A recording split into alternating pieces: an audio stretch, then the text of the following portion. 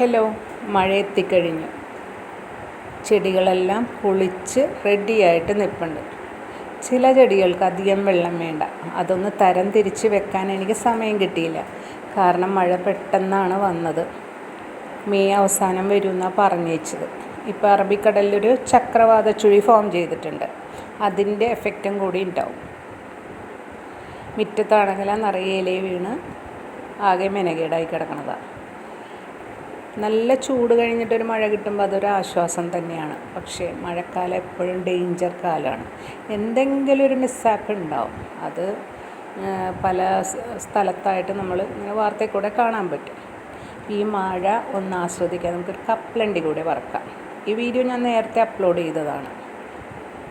ഇതിന് copy right ഉണ്ടായിരുന്നു ആ സമയത്ത്, അതുകൊണ്ടാണ് ഡിലീറ്റ് ചെയ്യേണ്ടി വന്നത്. കപ്പലണ്ടി കഴുകി വാരി കുറച്ച് ഉപ്പിട്ട് അതൊന്ന് തിരുമ്മി ഒരു പാനിലേക്ക് കുറച്ച് ഉപ്പ് ഇട്ടിട്ട് അതിൽ വറുത്തെടുക്കണം. നമ്മൾ എത്ര ഉപ്പാണ് തിരുമാൻ ഉപയോഗിച്ച് ആ ഉപ്പിൻ്റെ കണ്ടൻറ്റേ ഈ കപ്പലണ്ടിയിൽ പിടിക്കുകയുള്ളൂ. നമ്മൾ വറുക്കുന്നത് ഉപ്പിലാണെങ്കിൽ അതിൻ്റെ ഒരു അംശം പോലും ഇതിൽ കയറി വരില്ല. എന്നാലും നല്ല ക്രിസ്പി ആൻഡ് ക്രഞ്ചി ആയിട്ടുള്ള കപ്പലണ്ടി വറുത്തത് നമുക്ക് ചെയ്തെടുക്കാൻ പറ്റും.